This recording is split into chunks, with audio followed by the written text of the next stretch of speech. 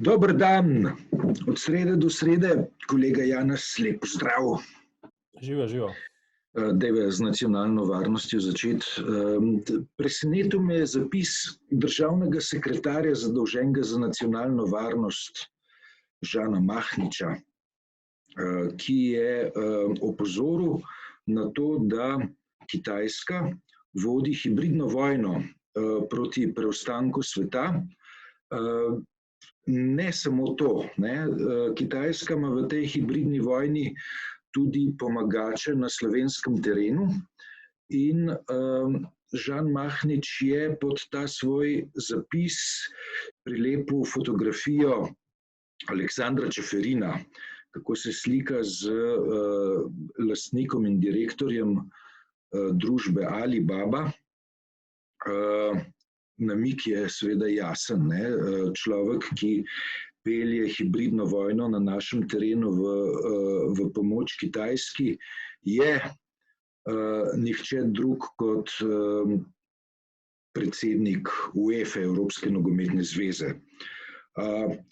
Če bi to objavil Žan Mahnič poslanec, bi jaz rekel, v redu, ne gre mimo, glede na to, da pa to objavlja Žan Mahnič, državni sekretar zadolžen za nacionalno varnost, je pa zadeva bolj resna. Ja, imaš prav.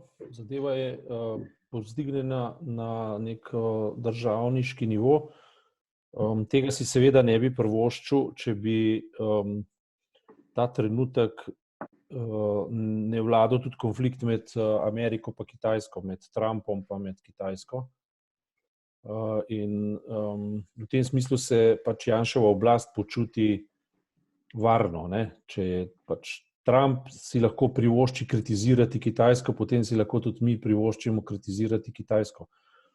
To se pravi, tisto problematično v tej zadevi je spet dvoje. Prvo je to, da je to nevredno nekega državništva.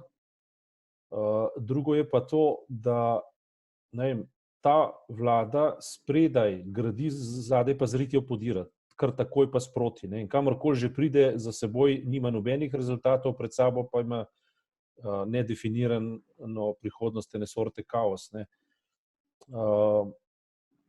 V ozadju tega, kar Mahnič teh stvari ne dela avtonomno, to je popolnoma jasno. Mahnič je izvajalec. On ni tisti, ki bi mislil, ampak je tisti, ki si mu pove, kako naj misli in se mu namigni, kako naj dela. In zdi se mi, da je pač v ozadju tega napada spet strah pred gospodom Čeferinom kot možnim notranjepolitičnim izzivalcem.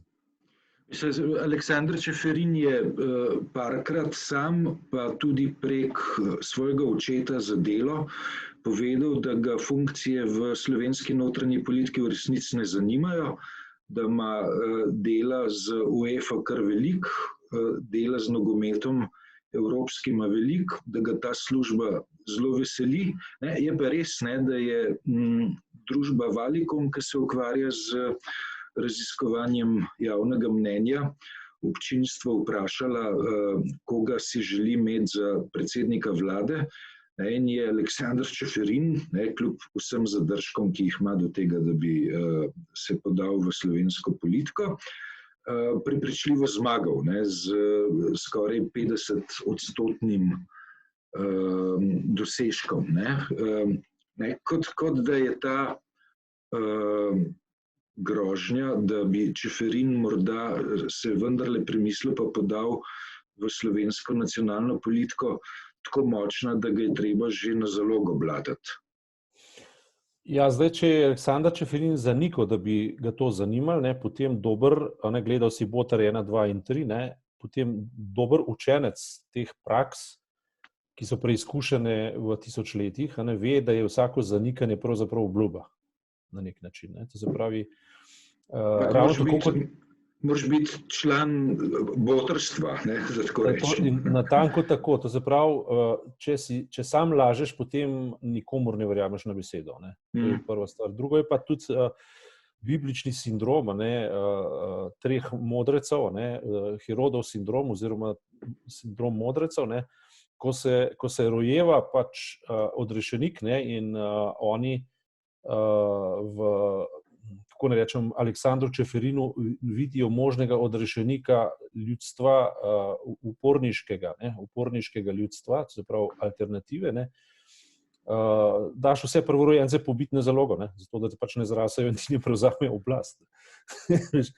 In tako, ta refleks je primitiven, zelo primitiven, to, s čemer si začel, to so v bistvu zelo primitivne reakcije, pa škoda, zaradi tega, ker vse, kar bi eventualno lahko naredili dobrega, bi pustili pri miru in potem bi bili pač vsi, ne vem, dobronamerni ljudje, bi bili dolžni, ne, priznati nekatere pozitivnosti v tej vladi, ne. Recimo, neka določena načelnost pri obravnavanju koronavirusa bi se sigurno obstala kot nekaj, kar je bilo učinkovito in je težko zanikati. Ko pa to povežeš spet z temi maskami, ko to povežeš z vpletanjem notranje politike, ko to povežeš z plakati SDS, ne, ki je v bistvu virus politizirala, natanko tako, kot je direktor, predsednik WHO-ja zaprosil, naj se po svetu ne bi dogajalo, ne. Potem pa te stvari postanejo zelo relativne in nekako padejo.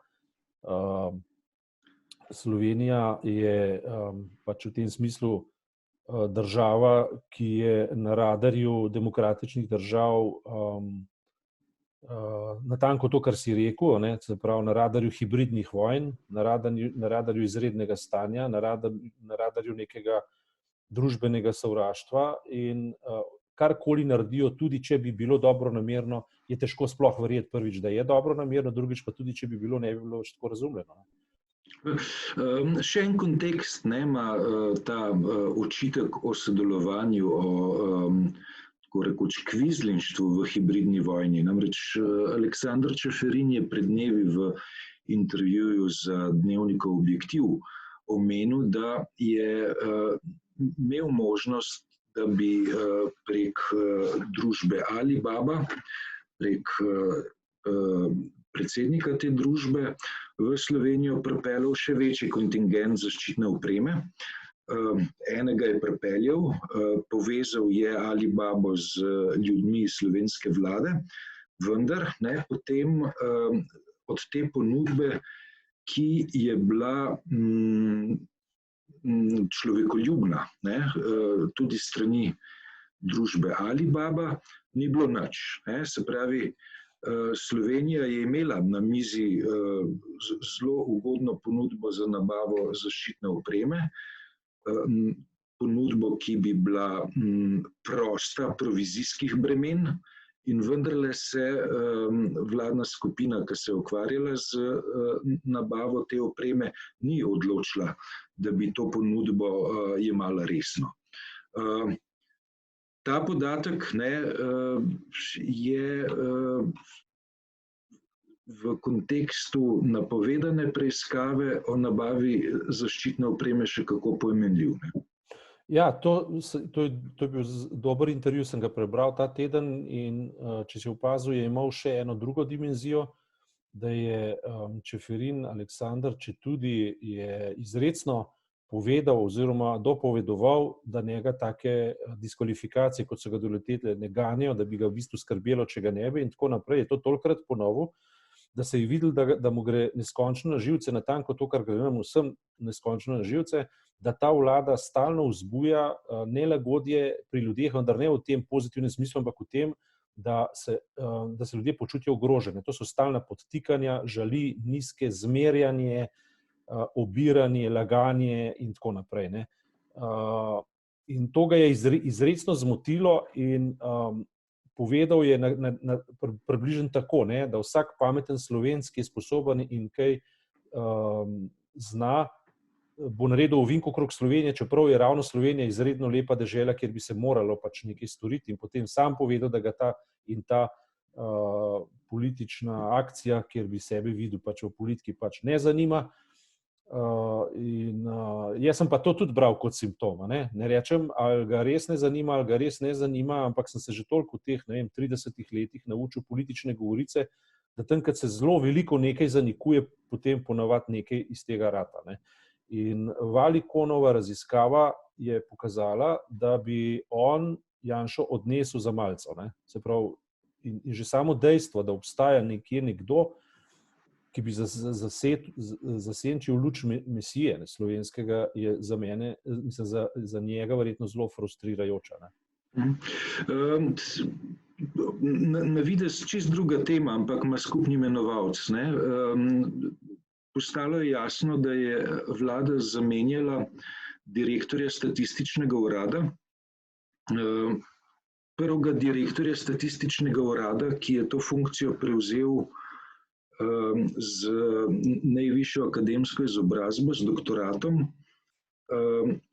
Bojan Nastav, se pravi odstavljeni direktor, je predtem delal kot statistik za Združene narode v New Yorku in Ženevi, se pravi, je prišel nazaj v Slovenijo po 5 letih kot zelo pomemben svetovni izvedenec, tudi v okviru Združenih narodov je imel zelo pomembne statistične zadolžitve. Letu je pa praktično brez obrazložitve, hkrati pa obstaja nek člen zakona, ki ureja delovanje Državnega statističnega urada, ki pravi, da je razrešitev direktorja možna samo v primeru, da je odgovoren za večje kikse. In odstavitev direktorja statističnega urada se je zgodila brez sleherne obrazložitve, pravzaprav zakaj je vlada se odločila za to potezo. To nam govori o tem, da izvedenci, ki delajo v tujini, ki lahko prenesejo dodano vrednost pravzaprav v kontekstu tele vladajoče ekipe, niso zaželjeni. Se s tem ti strinjal ali ne? Jaz mislim, da ta vlada nima, če je kdaj sploh imela neko latentno avtoriteto, nima več nikakršne avtoritete, nima več nikakršne legitimnosti, ki bi avtoriteto poveljavila. Jaz mislim, da preprosto samo še izvajajo oblast. In odstavljanje kompetentnih ljudi ali pa odstavljanje ljudi, ki so kazali znake profesionalne poštenosti, že zaradi samih sebe, zaradi svoje lastne profesije, zaradi odnosa do dela in tako naprej. Odstav take ljudi je vedno največja napaka. In ko enkrat neka oblast začne take stvari početi, to je oblika presije, ki se potem nujno prevrne v represijo in avtomatično iz sebe sname avtoriteto in v tistem trenutku začne izgubljati oblast sama sebe. In jaz mislim, da je odhod Janše iz oblasti samo vprašanje časa. Vprašanje pa kakšnega časa, kako dolgega časa, ker Janša ne obstaja zato, ker je on tako kvaliteten ali pa zato, ker ima tako veliko moč, ampak ker ima okrog sebe dobesedno je namagnetil en nabor oportunistov, ki brez njega preprosto niso nič, ker ne zmorejo več bivati. Vzemiva zdaj SMC in v bistvu ta predlog voucherjev, s tem se bomo morali še ukvarjati. Pozornost mi je vzbudilo pač to, da se je kultura dvignila. Z izredno dobrim argumentom. Zakaj voucherji niso proporcionalno razporejeni na vse, kar naša ustava predvideva za delovanje naše države? In kultura je sestavni del tega. Kje pa piše, da moramo preferirati en segment gospodarstva, ki je slučajno blizu enemu od ministrov? Se pravi, turizem.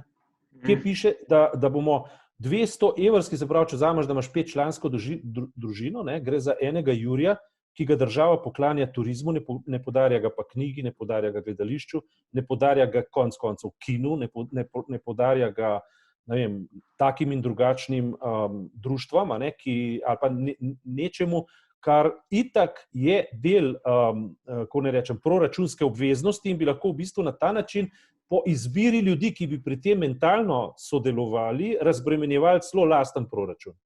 In to ne tako, da bi uporabljali represijo ali presijo ali avtoriteto, ki to ni, ampak preprosto bi dali na izbiro ljudem in bi rekli, poglejte, če greste vi zdaj v knjižnico, lahko greste skole v knjižnico in imate recimo za 30 evrov članarine letne, lahko date 15% voucherja. A veš, in tako. In bi na ta način v bistvu obrnili krog, ki bi bil izredno produktiven, vključujoč, ljudi bi nagovarjal v njihovi državljanski zavesti in bi rekli, bodite odgovorni državljani, mi bomo zdaj toliko in toliko denarja sprostili, vi pa odločite, na kakšen način bomo oživili našo državo. Ne? To bi bilo res modro. In veš, tudi meni še prejšnji teden nekako ni to zazvenelo v glavi, ampak ko sem pa videl, ko so se zdaj kulturniki dvignili in so v bistvu na to začeli opozarjati, se mi zdi pa perfektno smiselno. V imenu gospodarstva se bomo zdaj sončili po turističnih krajih, ki so že itak preobremenjeni, to je moja stalna tema, in v bistvu denar dajali nečemu, kar je samo mogoče en določen odstotek gospodarstva. Zakaj ne bi dajali 100% gospodarstva in če že jemljamo gospodarstvo kot gospodarstvo, zakaj pa recimo bibliotekarstvo ne bi bilo gospodarstvo? Zakaj pa gledališča ne bi bila gospodarstvo? Zakaj pa opere ne bi bila gospodarstvo? In tako naprej. A veš, in to so vidiki, ki v končnem, v skupnem seštevku, če se vrnem zdaj nazaj na statistični urad, to, da ti odstaviš nekoga, mislim, jaz primera ne poznam, ampak če predpostavljamo, da gre za strokovnjaka, ki je natanko vedel, kaj dela, je bil visoka dodana vrednost, ali najmanj ni bil prioriteta za odstavitev, najmanj to. In če enkrat to ti narediš, nisi odstavil samo takega strokovnjaka, ampak si odstavil vso okolico, ki ga pozna od legitimnosti. Se pravi, ti ljudje ti ne bodo več priznali legitimnosti do tvoje oblasti, kar pomeni, si izgubil vsako avtoriteto. In Janša je v tem trenutku, po mojem mnenju, že popolnoma brez avtoritete, se to vendar dokazuje 10 000 kolesarjev vsak teden. In ta krog, zdaj pa, če pa to prevedeva v vprašanje, ali ta vlada lahko zdrži do konca volitev, seveda lahko. Ampak nosila je ne bo pozitivna energija, ampak oportunizem. Janez, hvala za tokrat. Naslednjo sredo se pa spet vidva. Drži. Srečno.